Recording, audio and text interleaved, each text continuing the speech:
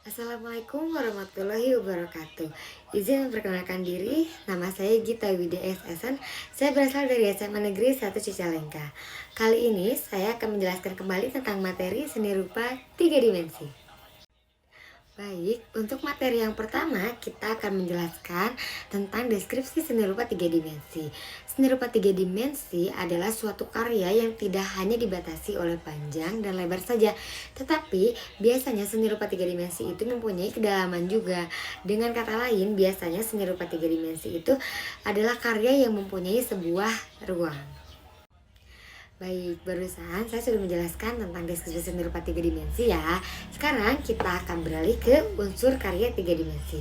Unsur karya 3 dimensi itu ada bentuk, ruang, tekstur, dan warna.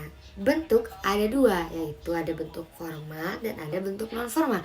Bentuk formal biasanya bentuk yang emang sudah ada, seperti misalnya kubus, atau balok, atau kerucut, atau tabung. Sedangkan bentuk non formal biasanya kita sedang berimajinasi atau membuat sebuah bangun yang hanya bisa dibentuk oleh kita saja. Misalnya kita sedang membayangkan sebuah bangun atau sebuah bangun rumah yang mungkin bentuknya tidak biasa. Jadi kita biasanya menggambar tidak hanya seperti sebuah kotak atau tidak hanya sebuah kubus, tapi kita mempunyai bentuk yang sesuai dengan imajinasi kita sendiri. Untuk yang kedua itu ada ruang. Ruang itu ada ruang nyata dan ada ruang imajinasi. Ruang nyata itu biasanya ada ruang yang benar-benar kita lihat. Biasanya kita sedang melihat rumah atau misalnya kita sedang melihat sebuah pemandangan. Itu berarti ruangnya nyata. Sedangkan kalau ruang imajinasi, kita hanya sedang membayangkan sebuah ruang tersebut, ruang yang tidak nyata ada di depan kita.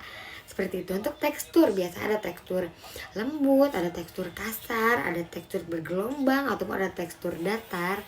Terus yang keempat yaitu warna. Warna itu biasanya ada warna primer, ada warna sekunder, ada warna tersier. Begitu. Oke, baik, tadi saya sudah menjelaskan tentang unsur-unsur 3 dimensi. Kali ini saya akan menjelaskan tentang fungsi seni rupa 3 dimensi. Yang pertama adalah sebagai hiasan. Karya seni rupa yang sudah jadi dapat digunakan sebagai sebuah hiasan untuk mempercantik sebuah ruangan atau sebuah tempat. Biasanya kita sudah melihat sebuah guci, sebuah keramik mungkin, atau misalnya patung-patung di sebuah rumah itu termasuk hiasan karena bisa mempercantik sebuah ruangan.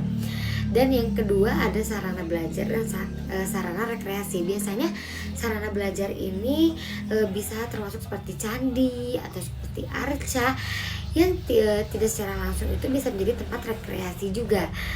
Dan selanjutnya ada peringatan. Peringatan biasanya kita melihat sebuah tugu atau monumen di tengah jalan ataupun di pinggir jalan ataupun di suatu tempat.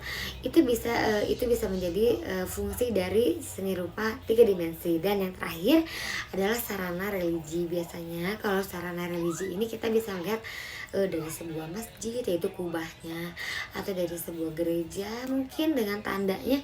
Jadi semua itu termasuk ke dalam fungsi seni rupa 3 dimensi. Baik, barusan kita sudah membahas tentang fungsi seni rupa 3 dimensi.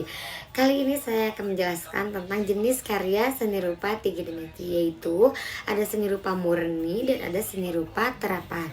Seni rupa murni merupakan karya seni yang tercipta bebas dengan fungsi yang lebih mengutamakan ekspresi dan keindahan daripada fungsi. Jadi biasanya itu hanya sebagai kepuasan kita yang melihat atau kepuasan kita sebagai seniman membuat karya seninya. Kalau untuk seni rupa terapan biasanya mengutamakan fungsinya.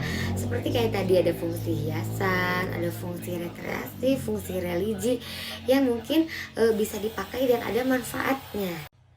Dari fungsi dan dari jenis-jenis seni rupa 3 dimensi, di sini saya juga akan memberikan contoh-contoh apa saja yang termasuk karya dari seni rupa 3 dimensi.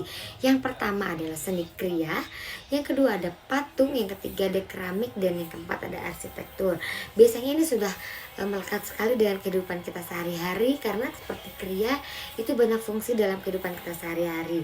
Patung biasanya juga kita suka melihat di pinggir jalan ataupun di tengah jalan ataupun untuk di tempat-tempat yang bersejarah. Dan ada keramik apalagi biasanya kita suka melihat di dalam rumah kita sendiri.